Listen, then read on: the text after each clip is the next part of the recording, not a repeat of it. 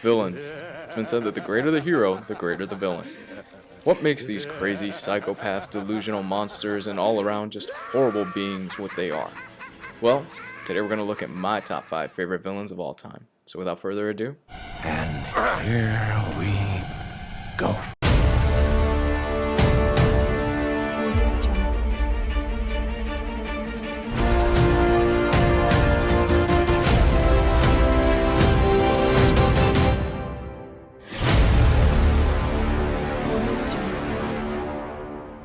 so rounding out the top of our list is number 5, Bane. Speak of the devil, and it shall appear. Making his first appearance in Batman Vengeance of Bane #1 in January 1993, Bane quickly rose to prominence among the fans as being one of the few villains that could tackle on the Dark Knight, not only physically, but strategically as well. Bane was born in Germany. His father, Edmund Dorrance, was better known as the King Snake, who had been a revolutionary who had escaped Santa Prisca's court system. Now, because of the corrupt government that was on Santa Prisca, Bane actually had to end up serving his father's time. What this meant was that Bane was raised in one of the worst atmospheres in the world. Despite the fact that Bane was in prison, he was able to hone his natural abilities to peak physical performance. He read as many books as he could get his hands on and spent most of his spare time bodybuilding in the prison's gym. He even went as far as developing his own style of meditation. Bane eventually established himself as the king of Peñadura prison. The prison controllers took note of Bane's abilities and eventually forced him to become a test subject for a mysterious drug known as venom. Upon taking the venom, Bane discovered that his abilities grew immensely. He became physically stronger, faster, and more mentally aware. He was now ready to take on the Bat. So why is Bane number 5 on my list? Well, simply because of the fact that upon breaking out of prison, Bane set his sights on Gotham. More specifically, his sights on Batman. Upon reaching Gotham, Bane realized an attack on Batman would just be foolish. I would end up failing and embarrassing myself. So, Bane decided instead to release the inmates of Arkham Asylum. Knowing full well that Batman would have to chase and hunt down all of these villains from Arkham Asylum, Bane waited in the shadows for the right moment to strike. He waited for Bruce Wayne to get back to the Batcave and was the most exhausted he's ever been. And when he did, Bane broke him. Ah, yes! I was wondering what would break first. Your spirit?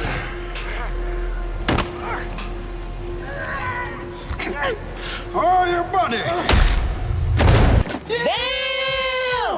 It was this very moment that established Bane as one of Batman's greatest villains.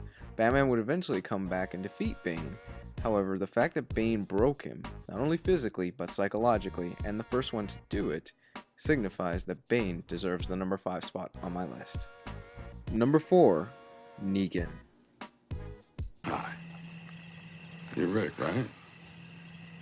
I'm Negan.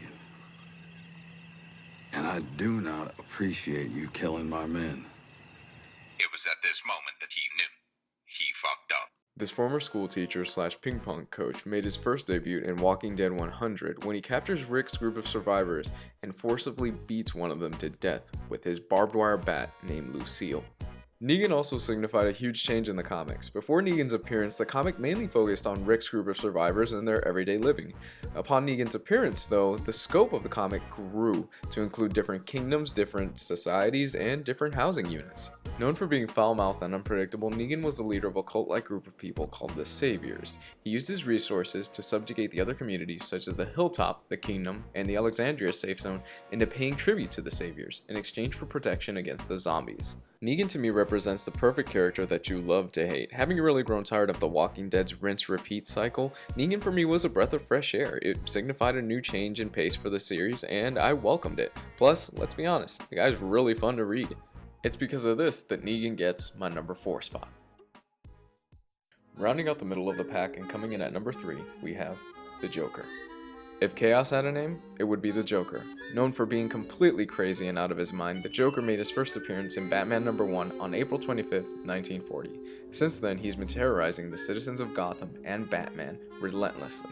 Here's the thing about the Joker, there is no set origin for him, because as the Joker describes it, if he had to choose an origin for himself, well, he'd choose multiple choice. Many comic fans such as myself subscribe to the Killing Joke theory. The Joker quits his job as a lab assistant, he becomes a stand-up comedian to support his pregnant wife, and things don't go that well because he's, well, just not that funny. He then agrees to help mobsters with a robbery and dons the red hood. The heist goes wrong. The comedian leaps into a chemical vat to escape Batman. He ends up surfacing disfigured. This, combined with the earlier accidental death of his wife and unborn child, drives the comedian insane, and thus, the Joker was born. There have been many interpretations of the Joker throughout the years, from a Rastafarian goblin to most recently Scott Snyder's run on Batman, where the Joker had the dollmaker cut his face off. You want to take his face? Yes. His face.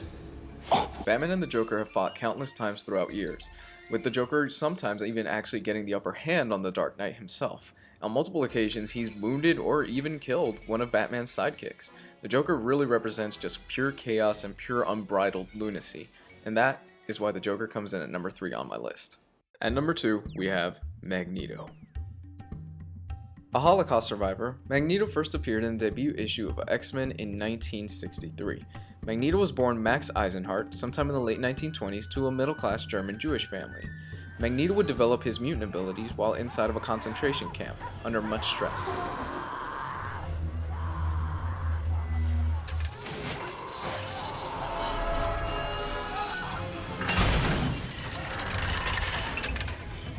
Magneto's experiences surviving Nazi Germany would shape his outlook on the situation that mutants face in the Marvel Universe. He is determined to keep such atrocities from ever being committed against mutant kind and is willing to use deadly force to protect mutants. He believes that Homo Superior, or mutants, will become the dominant life form on the planet and would set about either creating a homeland on Earth where mutants could live peacefully or conquering and enslaving humanity in the name of mutant kind.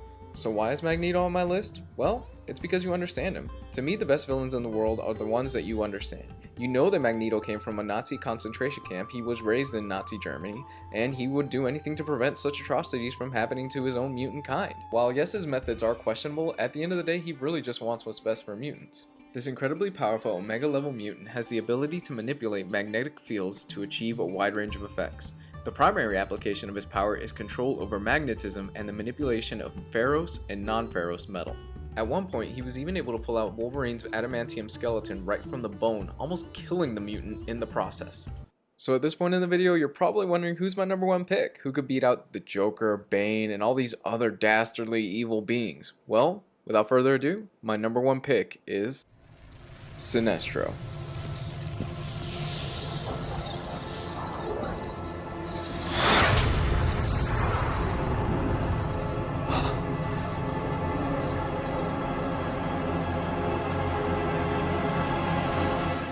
Sinestro first appeared in Green Lantern Volume 2 Number 7 in August 1961. This former and at one time highly decorated Green Lantern was born on the planet Kruger in the space sector of 1417.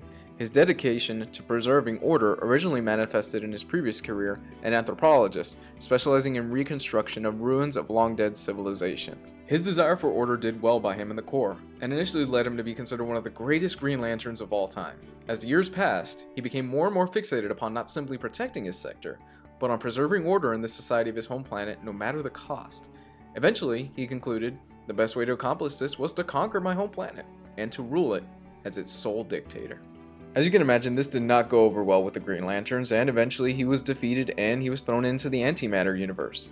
What I like about Sinestro so much is that, like Magneto, you understand where he's coming from. Really, all of his philosophies are just an extension of what the Guardians taught him. The Guardians had always wanted order in the universe, and Sinestro said, well, this is my way of maintaining order. If you have a problem with it, then overthrow me. And they did.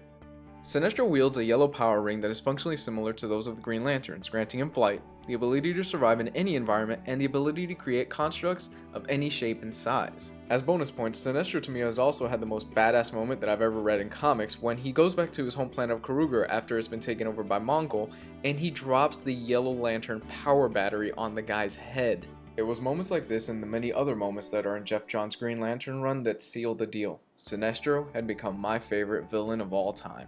So these were my top 5 favorite villains of all time. If you guys have your own list, please let me know in the comment section down below. And if this is your first time checking out my channel, comment, subscribe, let me know what you think. This is the first time I've done a video like this. Let me know if you like this style of format. It's a little bit different than what I usually do. If you can, please donate to my PayPal account. This is a labor of love, but it is a lot of labor. I would really appreciate it. You're going to find the link right there in the description and right there in the video. I love you guys. Thanks. Have a great week.